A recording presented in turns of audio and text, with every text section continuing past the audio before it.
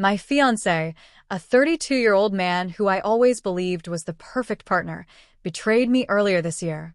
I'm 28, and in February we had just celebrated two beautiful milestones together, Valentine's Day and our 2-year anniversary. Everything between us felt solid and loving, just as it always had. We've always had a deep, affectionate relationship. He's sensitive, emotionally open, and endlessly attentive. He hardly ever spends time with his friends without inviting me along, and when he does, he insists that I join because he says he simply enjoys my company too much to be without me. For years, he's been in the same job, but at the time he was about to move into a new career. His colleagues adored him, and he had worked his way up into a managerial position, building close relationships with many people at his workplace. Before we met, he had a reputation for dating women from his office, but since we became a couple, that stopped entirely. His coworkers even followed us on social media and constantly teased him in a friendly way about how in love he was. They'd remark on how lucky he was to be with me and how he'd stepped into the role of stepfather to my 2 kids. Things unraveled the night of his farewell party. For weeks leading up to it, he had begged me to come along. I wasn't eager because I suffer from social anxiety and felt the event should really be about him saying goodbye to his colleagues, not me standing awkwardly among strangers. But he pleaded repeatedly, promising to book us a hotel in the city so we wouldn't have to travel back late. In the end, I agreed.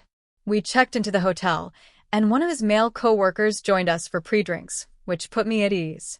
With some vodka in me, I started to relax and even look forward to the night. At the farewell, everyone's admiration for him was obvious. He's one of those naturally charismatic people who draws others in without arrogance or ego. It was plain to see how sad people were to lose him. He proudly introduced me to everyone, showing me off as if I were a prize he wanted the world to know about. At one point, I found myself sitting with a group of women, including one in particular. I'll call her Jessica. She had already been on my radar once before. Months earlier, I had noticed some emails between her and my fiancé that had a flirty undertone. There were plenty of emojis, and in one message he signed off with, "Thanks, my love." I confronted him about it because I found it disrespectful. He apologized and explained that this was just his manner with many of the women he managed, often older women in their 50s and 60s. In this case, he said it slipped into a message with Jessica, who is only 22. Though I didn't like it, I accepted it as part of his overly friendly way of speaking and brushed it off, especially since Jessica didn't seem like someone he would be attracted to. Sitting at the table, he rested his hand on my lap, touching me gently to keep me comfortable. Meanwhile, I couldn't help noticing Jessica's behavior. She was adjusting her dress near her chest, twirling her hair, and directing flirtatious energy toward him. I dismissed it as a harmless crush, the kind of admiration a younger employee sometimes develops for her older, charismatic boss. As the night went on, the drinks kept coming. He hadn't drunk heavily since we got together, so I didn't expect it to spiral, but people were buying him shot after shot, including Jessica. I tried to pace myself and stay relatively sober, but as the night wore on, I started to feel like I was dampening his good time. I suggested leaving for the hotel so he could stay and enjoy himself without worrying about me. He begged me multiple times to stay, but eventually I ordered an Uber. He walked me out, kissed me passionately, told me he adored me, and thanked me for being there. Jokingly, I told him not to go off and cheat with Jessica. We both laughed, and he swore he never would, insisting he loved me too much. A few hours later, 3 colleagues, 1 man and 2 women, carried him back to our hotel room. He was in a state I'd never seen before, vomiting and completely out of it. Jessica wasn't among them. I stayed by his side, but in the morning I had to leave early to pick up my kids from their dad's place. As I left the hotel, I received a text from an unknown number that made my stomach drop. The message accused my fiancé of sexually assaulting Jessica the night before. It said he used his position and influence to take advantage of her while she was vulnerable, and that if I was in a monogamous relationship with him, I needed to know what had happened. Shaken, I demanded that he call me immediately and explain. When he finally did, he admitted that things had gone very wrong after I left.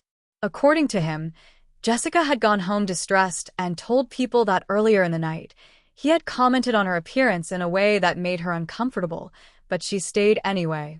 Then, after I was gone, he had pulled her into a bathroom, kissed her, told her he wanted to sleep with her, and she pushed him off before leaving that event. Instead of leaving after things became strange, she chose to sit with him in a booth and talk. Her boyfriend later said that other people saw what happened and that my fiancé had also behaved the same way with other women that night. Eventually, I spoke directly to Jessica, who repeated what her boyfriend had told me, but with one important difference.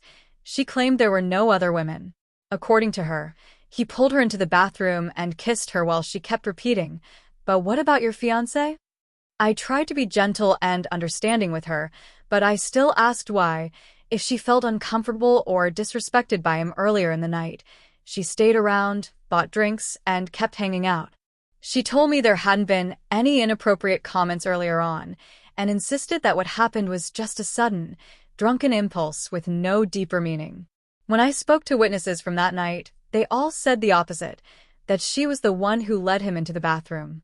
His closest male colleague even told me that at one point he had warned my fiancé to stop flirting with Jessica, something my fiancé had brushed off awkwardly. That warning had happened before anything in the bathroom. When I confronted my fiancé, he said he couldn't remember a single moment of what had happened. Afterward, he was violently sick for days, his skin turned yellow, and he was vomiting nonstop. He explained that in the past, before we met, when he drank heavily, he would sometimes black out, act in ways completely unlike himself, get into fights, break things, and then wake up with no memory of what he'd done. His friends confirmed this. My psychologist also explained that because he was on antidepressants like Seroquel, had a family history of alcoholism, and had just lost his father to alcohol-related illness, it was very possible that he genuinely had no memory of that night. Since then, he has completely stopped drinking. He hadn't been much of a drinker to begin with, but after that night, he promised never to touch alcohol again, and he's kept that promise for 6 months. He cut off contact with everyone from that workplace and lets me see his phone whenever I want. He has been deeply remorseful, patient, and caring since then. Still, I can't get the sickening image out of my head, him in a bathroom with another woman. Even though it's been half a year, I still feel broken. The flirty texts from before the event make me feel as though I'm missing part of the story. At the same time, I wonder why he would have begged me to come with him that night, and begged me not to leave early, if he had any intention of cheating. Reading stories online hasn't helped.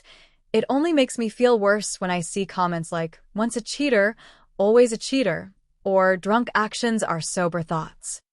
Part of me feels like I'll never be able to shake the fear that something more happened and that I'll be hurt again. Yet aside from this one isolated event, he has been the partner I've always dreamed of. Some people who've heard the story believe that Jessica was the one who took advantage of him. They argue that she was the one pushing drinks, that she led him to the bathroom, and that she twisted the story afterward to save face with her boyfriend. If the genders were reversed, they say, people would recognize my fiancé as the victim instead of assuming he was the aggressor. Even my fiancé himself couldn't believe it when he first heard what supposedly happened. He thought he must have been drugged, or that she made the whole thing up. While I don't think he was entirely innocent, after all, someone had to warn him about being too flirty, I also can't ignore how suspicious her behavior was. Why would she sit with him afterward if she was traumatized? Why go home to her boyfriend claiming she was assaulted when witnesses said she initiated things? I've seen firsthand how situations like this can devastate men, even those who weren't in relationships. I've also had to cut ties with women who deliberately preyed on drunk men who couldn't defend themselves. Thinking back on all that, I can't rule out the possibility that Jessica was the predator here, and that my fiancé was just as much a victim as I feel I am. At the end of the day, I'm torn. On one side, I want to trust the man who has been nothing but loving and committed outside of that night. On the other, I can't fully silence the doubts in my mind. The only thing I know for sure is that if we're going to move forward, it will have to be together, with honesty and trust, because otherwise, the weight of that night will always linger between us.